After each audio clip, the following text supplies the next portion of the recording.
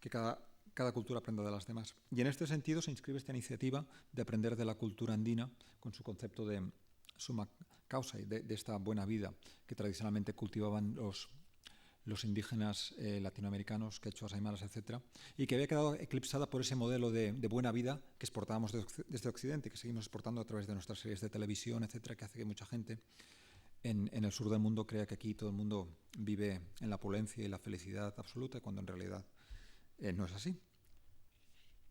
Pues bien, en este sentido la crisis es radicalmente nueva. Y como decía antes, los políticos en sus programas electorales básicamente lo que prometen es volver al crecimiento económico limitado y seguir aplicando recetas que ya no nos sirven hoy en día. Creo que Jaume Botey decía alguna cosa de no aplicar respuestas antiguas a problemas nuevos. Tenemos problemas radicalmente nuevos. Y lo que la mayoría de nosotros aprendimos en las universidades ya no sirve hoy en día. Porque el territorio ha cambiado radicalmente y los mapas antiguos ya no sirven. Y la mayor parte de los gobernantes, economistas, etcétera, no tienen brújulas para esta situación. Entonces nos toca un cambio mayor del que yo creo que la humanidad haya experimentado en siglos. Yo creo que es un cambio mayor que el de la Revolución Francesa o el de la Revolución Agrícola. Un cambio en el que nos toca replantear nuestra relación con la naturaleza, que hasta ahora habíamos ignorado y explotado, con los demás, a los que habíamos considerado enemigos, rivales, etcétera, con esta ideología que se nos había impuesto de competición, etcétera, que ahora vemos que no funciona. Y nuestra relación con nosotros mismos. Porque de algún modo esta situación es como una interpelación a reinventar el ser humano y a reinventar el propósito de nuestras vidas y el propósito de la vida colectiva, el propósito de la vida social, en un mundo en el que de algún modo se han institucionalizado algunas de las peores tendencias humanas. En la psicología budista se habla de que hay básicamente 3 venenos en la mente humana: la codicia, la mala fe o la agresividad, la hostilidad, y la ignorancia. La ignorancia no tanto en el sentido de no saber muchas cosas, sino ignorancia en el sentido de no querer ver las cosas tal como son, que es el peor tipo de ignorancia, de saber las cosas terribles que sabemos sobre desigualdades, injusticias, etcétera, y no querer verlas. Pues bien, de algún modo esos 3 venenos están como institucionalizados en el mundo de hoy. La codicia en el sistema de la economía globalizada neoliberal, que es la forma mayor, y en el sistema financiero sobre todo, que es la mayor forma de codicia que haya conseguido encarnar el ser humano. La hostilidad, pues bien, en el comercio de armas, en toda la mala leche, si me permiten la expresión, que circula a veces en los medios de comunicación, en los debates, y en esa agresividad de fondo que hay pues, en la violencia de género, en la violencia que infligimos a las otras especies que hay sobre la Tierra, etc. Y la ignorancia, en buena parte, de lo que nos transmiten los medios de comunicación, que en buena parte es un entretenimiento fatuo, vacío, que no nos muestra las cosas realmente tal como son. Entonces aquí nos toca un cambio de paradigma que, por un lado, requiere que la economía ponga en su centro no el dinero, sino las personas. Y no solo las personas, sino la felicidad de las personas. Y hablar de felicidad es una cosa que hace pocas décadas no se podía hacer en ámbitos académicos y que la gente se ponía a reír si utilizabas una palabra tan trivial. Y hoy en día hay grandes economistas serios, de la London School of Economics, etcétera, que se dan cuenta, después de haber sido conservadores toda su vida, etcétera, de que la economía solo tiene sentido si ponemos en el centro de la economía la felicidad de las personas, de todos los ciudadanos y de todos los ciudadanos del planeta. Y nos damos cuenta de que esa felicidad no la hemos estado consiguiendo.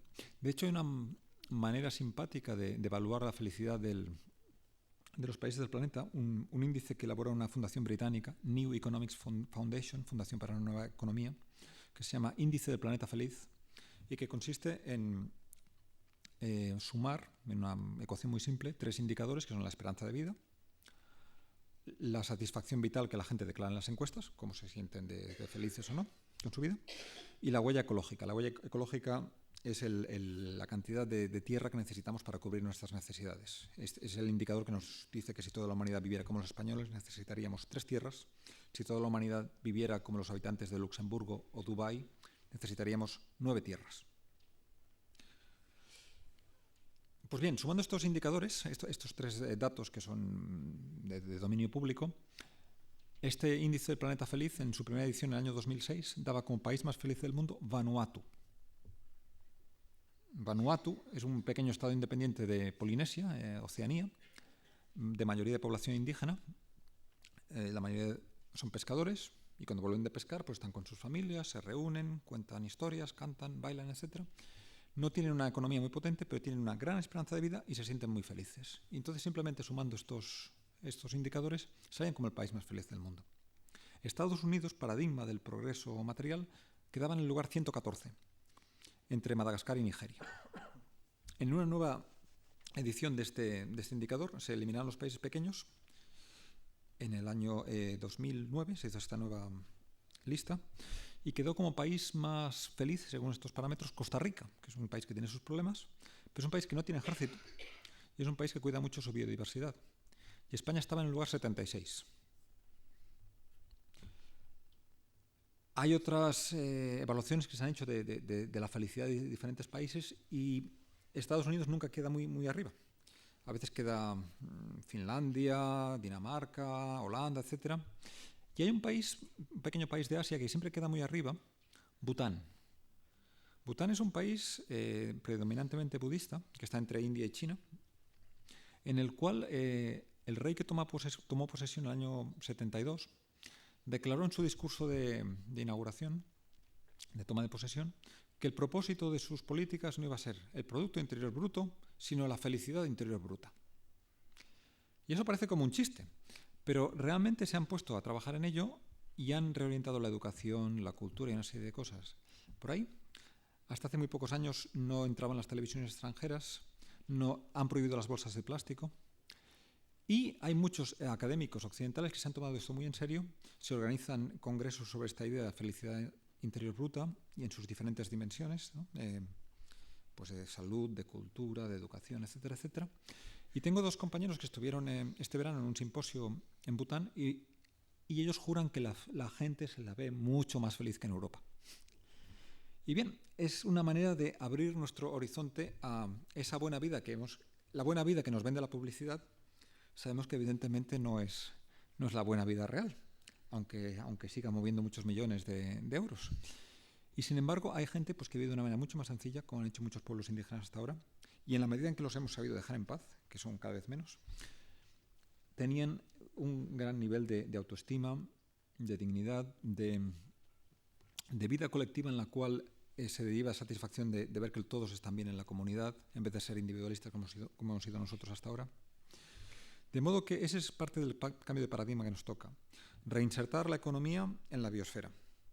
Darnos cuenta de que el foco de la economía no ha de ser el dinero, sino las personas y la felicidad de las personas. Y eso es algo que yo no veo en los programas políticos de los partidos tradicionales. Luego darnos cuenta de que también según estudios de psicólogos, sociólogos, etc., lo que hace verdaderamente feliz a las personas son sobre todo dos cosas. No el dinero, sino la calidad de sus relaciones personales, con la familia, con la gente que quieren, con amigos, etc., y la capacidad de dedicarse a algo que realmente les motiva, les interesa, que es de algún modo su vocación, ya sea en el trabajo, si tienen la suerte de entrar en un trabajo así, o en su tiempo libre, tener algo que realmente te motiva. Y de algún modo lo que creo que nos toca hacer en una situación como esta, en la que la ecología está en crisis y clama a la Tierra por un cambio radical, en la que hay una cantidad enorme de sufrimiento en el mundo, y en el que vemos que incluso lo que se suponía que funcionaba, la economía de los países ricos, etc., deja de funcionar, pues nos toca hacer una transformación radical para adaptarnos a ese nuevo mundo y crear nuevas maneras de estar en el mundo y de encontrar satisfacción en nuestra vida. Y no solo limitarnos a consumir menos, contaminar menos, etcétera, sino ver qué es lo que nos hace ilusión hacer a nosotros personalmente, que desde nuestra experiencia y de lo que nos motiva, qué podemos contribuir a esta transformación que pide el mundo, que al mismo tiempo nos entusiasme, nos dé ilusión. O sea, a partir de la profesión que tenemos, si tenemos la suerte de tener trabajo, o a partir de las relaciones que tenemos en nuestro ámbito global, ¿qué podemos hacer que nos haga sentir mejor con nosotros mismos y al mismo tiempo contribuya a crear más conciencia en nuestras comunidades, a transformar las cosas, a dar una mejor educación a las nuevas generaciones? Abraham Maslow, un psicólogo norteamericano, se dedicó a estudiar como psicólogo no la gente que tiene problemas psicológicos, sino la gente que es extraordinaria, la gente a la que realmente le salen bien las cosas. La gente que la llamaba autorrealizada. Los grandes artistas, los grandes científicos, la gente que realmente tiene una vocación que consigue llevar adelante y aporta algo a la sociedad. Y él constataba que la gente autorrealizada es la gente más feliz, y una característica que tienen todos en común es que se dedican a algo que está completamente más allá de sí mismos y de su entorno inmediato, que se dedican de una manera apasionada y desinteresada a la ciencia, al arte, a la educación, a su empresa, pero no para obtener un beneficio personal, sino porque creen que lo que están haciendo, porque sienten que lo que están haciendo es lo que tienen que hacer. Y esa es la gente que simultáneamente, según los estudios de Maslow, se siente más satisfecha con su vida y al mismo tiempo aporta más al mundo y a la sociedad que le rodea. Entonces, en este contexto de cambio, un elemento que quiero sacar a colación y que estaba en el subtítulo de esta conferencia es el concepto de postmaterialismo. Hay una encuesta que se hace a nivel mundial desde el año 70, o sea, hace ya más de 40 años, la encuesta mundial de valores, que ha ido diagnosticando en todas las sociedades postindustriales, y aquí estamos hablando sobre todo de las sociedades del norte, Europa, Norteamérica, Japón, etc., un cambio de los valores materialistas, basados en la seguridad militar, la seguridad económica, etc., a valores que los sociólogos llaman postmaterialistas, basados en el respeto a la diversidad, en la conciencia ecológica, conciencia social, la participación ciudadana, la libertad de expresión, en la calidad de vida y no en el nivel de vida, en el valor de todas las cosas intangibles, en la familia, las amistades, en todas esas cosas que no se pueden medir. Las cosas que realmente dan sentido a nuestra vida son cosas que no se pueden medir, ¿no? Y es muy curioso cómo en estos 40 años, sociológicamente, con datos complejos, se puede constatar una cierta madurez, casi diríamos moral, del conjunto de las sociedades occidentales, en el sentido de que la conciencia ecológica hace 40 años no existía, o solo unos pocos tenían conciencia. Las sociedades indígenas la han tenido durante siglos y han sido sostenibles durante miles de años en muchos casos. Pero en las sociedades occidentales, como la nuestra, eso no existía. Y la aceptación de la diversidad social, del valor de la participación ciudadana, etc., la conciencia de lo que significa, por ejemplo, el sistema financiero global, son cosas que han ido aumentando en los últimos años. De hecho, desde que empieza la crisis, una de las cosas que ha pasado es que mucha gente se ha dado cuenta de que los bancos, que se suponía que eran entidades benéficas que te ayudan a comprarte un coche, pues en realidad están movidos por la misma dinámica de codicia que se han puesto en todo el mundo y que no están ahí para hacerte ningún favor. Y que si los rescatan los gobiernos, pues ese dinero que les dan los gobiernos se lo quedan para ellos, que es lo que ha pasado, que es una cosa escandalosa, en Estados Unidos y en Europa. El pasado lunes murió un economista, un amigo mío que era un economista británico, crítico, naturalmente, con el sistema global, que ya hacía muchos años había previsto una crisis como la que empezó en 2008, porque veía que el sistema financiero global era absolutamente, que se aguantaba por un hilo. Lo que él no preveía es que se irían inventando mecanismos de ingeniería financiera que han ido retrasando esa caída del sistema financiero global hasta el año 2008, él lo preveía antes. Pero una de las cosas que él proponía recientemente, y me gusta comentarlo aquí, la misma semana que él murió en su casa de Irlanda, era que lo que tendría que hacer el Banco Central Europeo sería no dar dinero a los bancos, sino a los gobiernos y a los ciudadanos. Crear dinero, como hacen los estados soberanos, y ese dinero no darlo a los bancos, que lo han quedado para ellos, y para luego jubilarse con jubilaciones millonarias, como hemos visto en Inglaterra y también aquí, sino darlo a los gobiernos para que lo inviertan en el bien común y repartir lo que sobra entre los ciudadanos. Y que entonces tocaran pues 5.000 euros a cada uno, y con eso se reactiva la economía, todo el mundo compra más, vuelve a haber más empleo, y una vez haya empleo, el problema que tenemos ahí es que sube la inflación, y una vez haya más empleo, se ajusta la inflación. Pero si lo que nos importan son las personas, lo primero que hay que mirar es que baje el paro. Y luego los indicadores económicos ya los cuidaremos, pero primero vamos a cuidar los indicadores sociales. Las personas que están al cargo de la economía europea ahora mismo, los indicadores sociales no son su prioridad. Ellos solo miran el Producto Interior Bruto, la inflación y una serie de indicadores que en el fondo son abstractos y completamente desligados de la realidad. El Producto Interior Bruto es una medida de las transacciones económicas que se producen en el país en un año. Pero cuenta como positivo todo aquello que mueve dinero en la medida en que contribuya, todo aquello que destruye la armonía social y el equilibrio con la naturaleza, en la medida en que mueva dinero. Por ejemplo, si hay un gran accidente en una autopista, Dios quiera que no, eso mueve servicios de emergencia, ambulancias, policía, jueces, abogados, compañías de seguros, talleres de reparación. Eso hace subir el Producto Interior Bruto, porque hace que se mueva más dinero.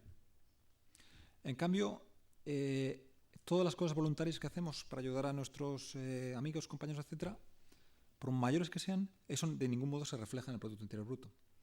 Hay un famoso discurso de Robert Kennedy, el hermano del expresidente de Estados Unidos, un año antes de que lo maten a él también, en el que Robert Kennedy, que no es sospechoso de ser un radical crítico del capitalismo, dice muy claramente que el Producto Interior Bruto sube con la producción de misiles nucleares, de napalm, de la publicidad del tabaco, con los accidentes de las autopistas, y que en el fondo lo que no mide el Producto Interior Bruto es lo que nos hace verdaderamente humanos, el amor que hay en nuestras familias, la poesía, la cultura, la educación que damos a nuestros hijos.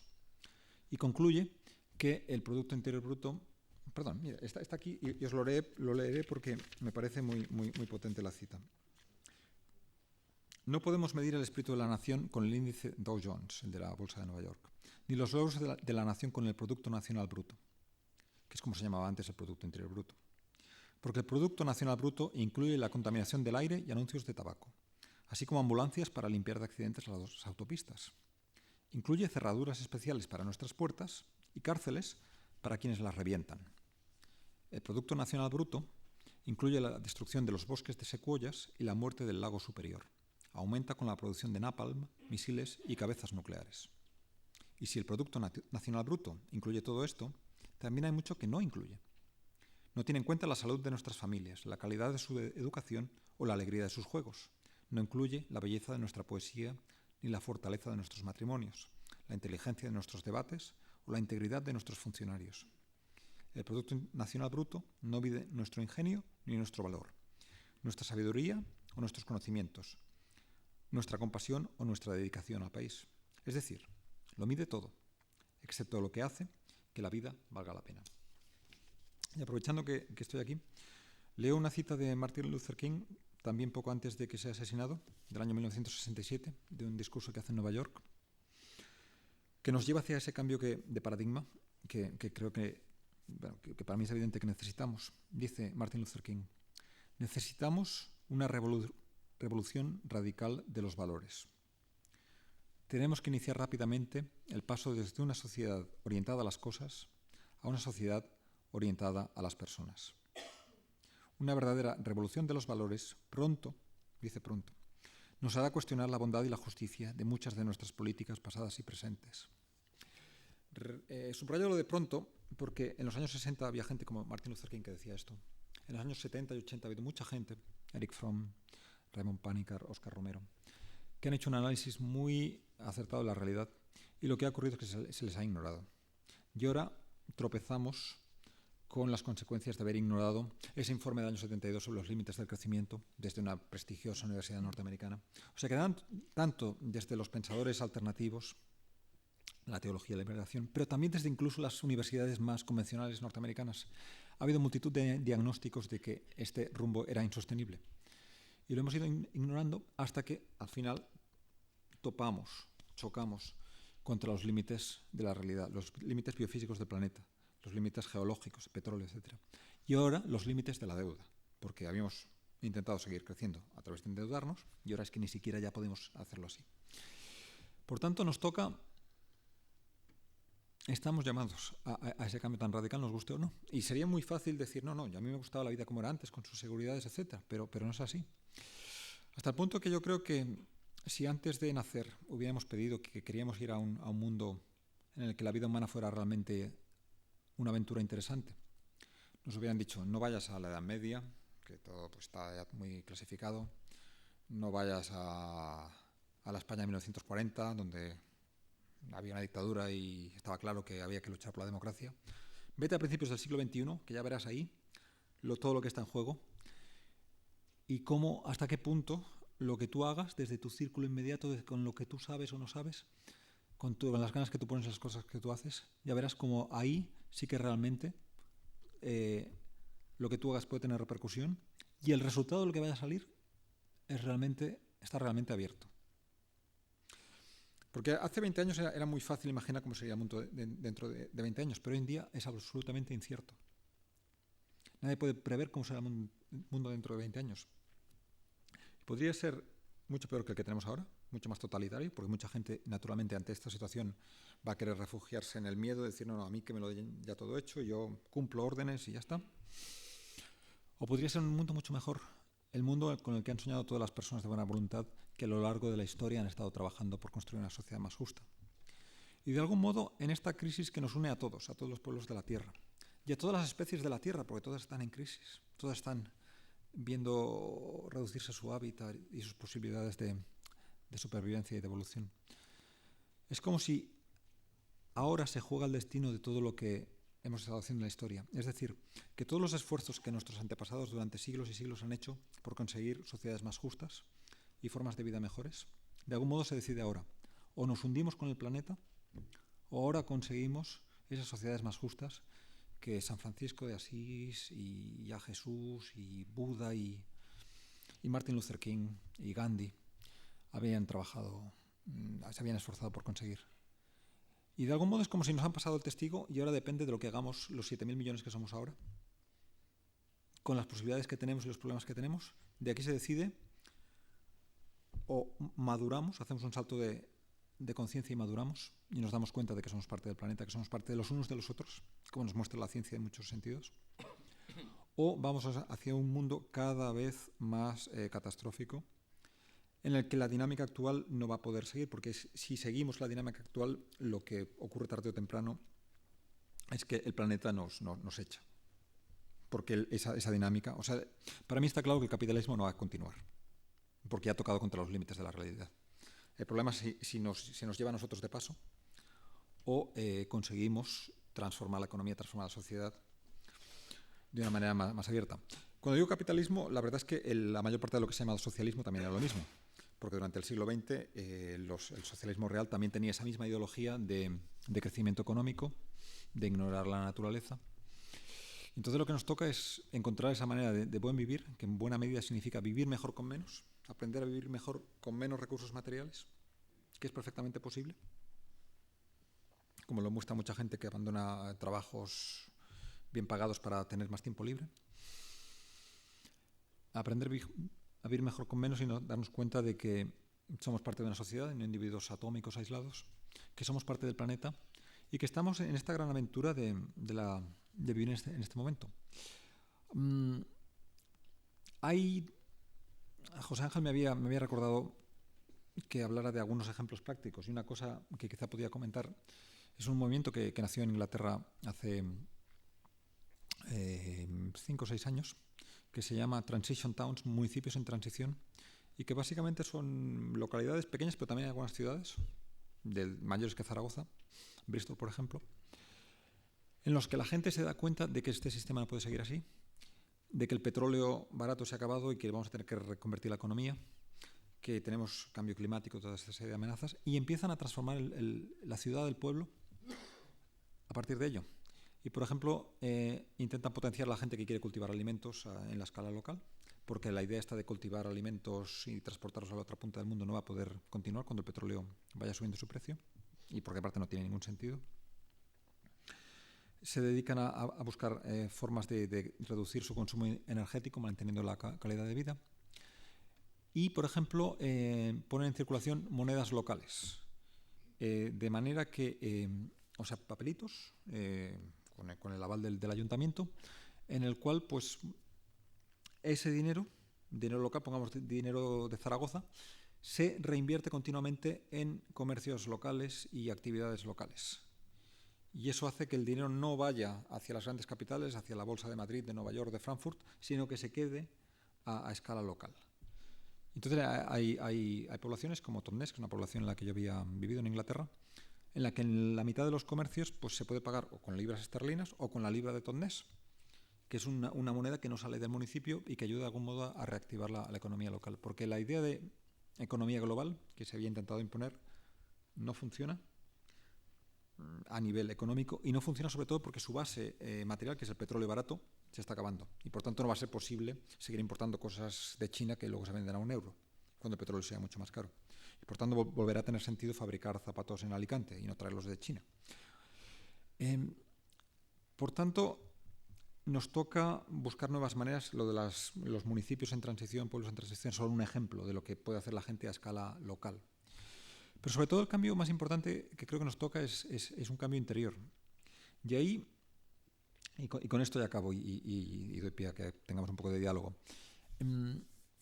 quiero recurrir a un diagnóstico que decía un sociólogo alemán, Max Weber, que decía que en los últimos siglos lo que le ha pasado a Occidente es que ha habido un proceso de desencantamiento del mundo. Que el mundo, que para nuestros antepasados y que para los pueblos indígenas todavía estaba lleno de magia y de misterio, se ha convertido en una cosa cada vez más burocrática, regida por cifras y estadísticas, como vemos cada vez más. Y él veía eso como la clave de lo que ha ido perdiendo Occidente y de unos grandes problemas que tiene Occidente. Y más o menos por los mismos años en que Weber hacía este diagnóstico, hay un premio Nobel de la Paz, Albert Schweitzer, que era teólogo, músico y médico, que pasó media vida en África ayudando altruistamente a la población local, que cuenta, y con esto acabo, que en una ocasión estaba en África, en un atardecer, atravesando una manada de hipopótamos, y dice que de repente le cayó del cielo una expresión que él nunca había pensado nunca, que era, en alemán, Ehrfurcht vor dem Leben, que podríamos traducir como reverencia por la vida. Y que se dio cuenta de que lo que realmente necesita la humanidad, estos son los años 30 del siglo pasado, es la reverencia por la vida, que hemos perdido el respeto por las otras especies, por la naturaleza, por la vida humana que hay en cada uno de nosotros. Y si eso era importante en 1930, que cuando no había crisis ecológica, hoy lo es muchísimo más. Y es parte de esa transformación que nos toca hacer, de ver el mundo con una mirada nueva y darnos cuenta de la magia que es estar vivos en este mundo, del privilegio de estar vivos en este mundo, y construir un mundo que sea mejor, más justo, más solidario, más sostenible, y en el que la vida humana tenga mucho más sentido. Y es una tarea que nos toca hacerlo a todos, que es una gran responsabilidad, pero también es un gran privilegio. Encontrar cada uno una manera de vivir bien que al mismo tiempo ayude al mundo que nos rodea. Gracias.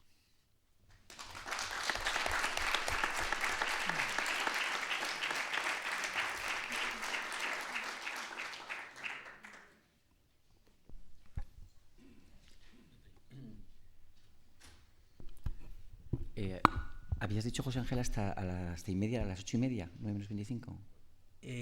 Sí. 8:30, bueno, menos 25 en punto, pues deberíamos tenemos 20 minutos, sí. Yo creo que es mejor pasar a las palabras. Sí, sí. Estupendo. Vale. Tengo muchas cosas, pero yo creo que yo he dicho mucho. Sí. ¿Alguien se anima? Y si no, Nacho. Y si no, Nacho, y si no yo, A ver, Jordi, Jesús va a volver esta noche a su casa, va a ver que su hijo no ha hecho los deberes y la cena tal y cual, y seguramente 2 días le va a durar el efecto positivo de la charla. Pues 2 días se nos va a olvidar. Tenemos un grave problema, es que